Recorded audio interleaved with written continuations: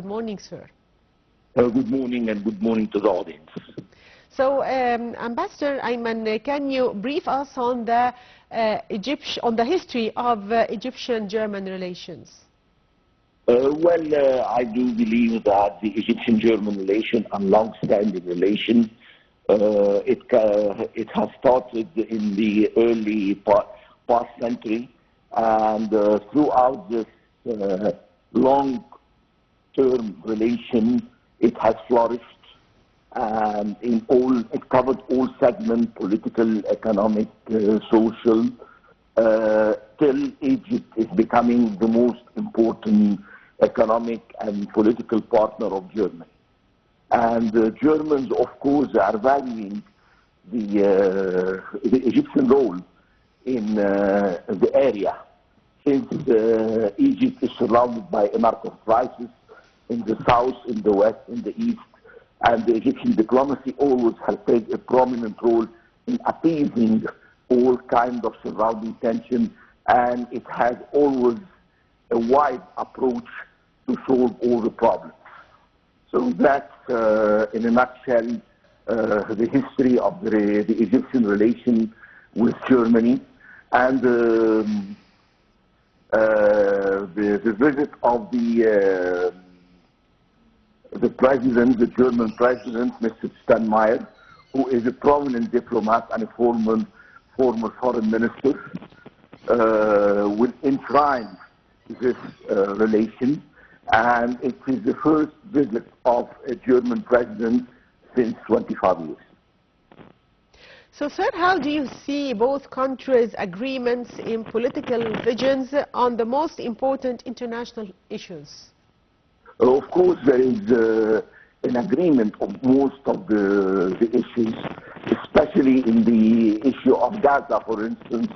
Both countries have demanded an immediate ceasefire and the opening of all crossings to send humanitarian aid to the Palestinians in the Gaza Strip, and to start a serious negotiation that will end up with two independent states, Egypt, Israel and Palestine, according to the United Nations Resolution 242 and 338. And Germany is a prominent member of the Security Council, not a permanent one, but they are having an influence in European politics in Brussels, and on the field of the international arena, they do have a huge influence and a weight in all United Nations organizations, since they are a major contribution of those organizations. And sir, how can we attract more German investors in the coming period? I do believe that the German investment last year is around 600, or up till now, $650 million, which is not a big amount according to the German capability and the huge German capital accumulation. So we do hope to invest more German investment in the field of industry, like cars, like electric components, like the new technology in the field of renewable energy. There is a lot of potential between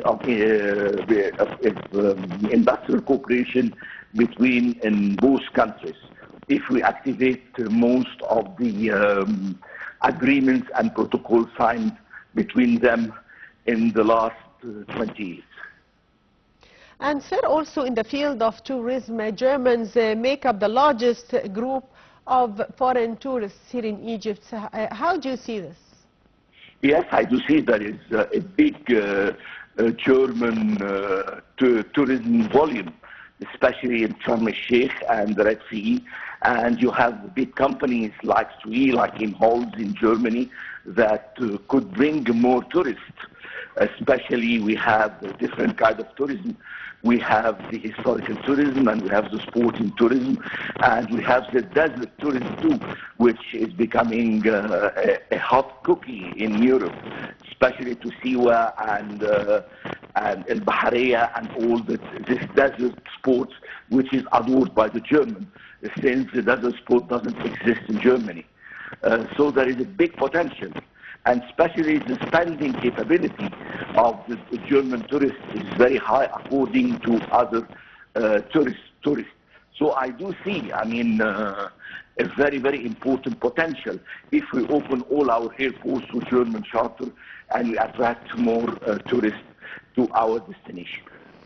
So, sir, also Germany is Egypt's most important trading partner in Europe. How do you see Egypt's trade relations with European countries in general at the current stage? Last year, nearly the economic exchange or the trade exchange is around 7 million euro per year in favor of Germany, of course, but still the Egyptian export has increased with rate around 15%. So the Egyptian export will reach nearly 1 billion euro a year, which is a very significant number according to the trade with other European countries, and especially in the field of agriculture products and other products specialized in even oil and gas and other products related to the petrochemicals industry. So, sir, if we talk about the situation in Gaza, Egypt is the most important mediator in the region for a ceasefire in the Gaza war and exchange of hostages held by both sides through negotiations which are currently at a standstill. How do you see Germany's stance regarding this issue? Of course, Germany has had a leverage on the European politics in Brussels. And yesterday, Joseph Borrell, yes, the high political representative of the European Union, has visited Egypt and visited the Rafah crossing and expressed his displeasure with the stalling of the negotiation, and he indirectly blamed the two sides about this landlock or in this negotiation. But most of the analysts are saying that the Israeli side is not really keen on having an agreement, and especially Mr. Netanyahu is adding more terms every time changing the rule of the negotiations and adding more terms, harsh terms, which are not accepted by Hamas. So but the German could not spell it out for a reason, for historical reason well known to everybody. But Germany, of course, is a country which I said before, it is very strong and very influential in the European politics and on the international arena, and a major contributor to the relief agency, which is funding the effort to relieve the people in the Gaza Strip, like the UNRWA, for instance, like UNICEF, like other United Nations agencies, which have programs to try to help the Palestinians, which are living in inhuman conditions since 1 year, nearly 1 year. Yes. So, sir, if we talk about the visit by the European Union Foreign Policy Chief Joseph Borrell and its importance and the timing of this visit to the region and its outcome, can you tell us more about this? Well, Joseph Borrell has been a frequent visitor to the area, yes, because, I mean, any tension in the Middle East are reflected on Europe. Of course, in yes. Illegal immigration, inside tension between the community in Europe, especially the Muslim community, and it has a definite effect on the peace and security in the basin of the Mediterranean and the European Union. So, I mean, it's in the interest of the European Union to try to broker and to find a solution for this area. Since the Gaza Strip and Israel, they are on the basin of the Mediterranean and a major contributor to what is happening of insecurity in the area. And Israel always is threatening to enlarge the tension and to enlarge the military operation in the south of Lebanon, in other areas. So, I mean, the Europeans are trying to contain this tension and to try to mediate and to convince the Israeli to come to terms with the American initiative and other initiatives.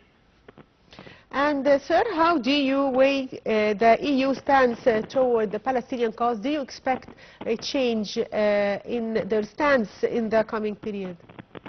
You know, the European Union are deeply split. You have countries like Belgium, like Ireland, like Slovenia, like Norway. They have a very advanced and very courageous position against Israel till the downgrading of the relation between the four countries and Israel. And the government, they are very vocal, they are very critical of the Israeli policy and the humanitarian situation, the miserable humanitarian situation that the Israeli occupation created in Gaza. And other Europeans, they are critical, but not enough. I mean, we have verbal condemnation, vocal condemnation, but not actually to the extent to put economic pressure or economic sanctions against the state of Israel and against the perpetrators of such crime and genocide. And I call it genocide because the ICG and the International Court of the International Criminal Court have categorized what is happening as a war crime. And sir, do you expect a change in the U.S. policy after the elections towards the situation in Gaza? Well, with the election, if Donald Trump got elected, I do not expect any change. Yes. If Kamala Harris got elected, maybe it will be a very timid change in humanitarian aspects. But the support of Israel, it's a standard policy towards in the American foreign policy. The well-being and the safeguard of the state of Israel is enshrined in the American foreign policy, whether the president is from the Democratic camp or the Republican camp. They do have a standard procedure to stand with Israel and to arm Israel to the teeth and to keep Israel's superiority among all Arab states in the Middle East. Yes, so I do not expect please. a very different change or a very different American attitude. Well, I do believe let's wait for the election and after that we'll see. Yes, I'd like to thank you, Ambassador Ayman Musharrafa, former Assistant Foreign Minister. Thank you, Mr. Ambassador, for being with us, and give viewers a short break and we'll be back, so stay tuned.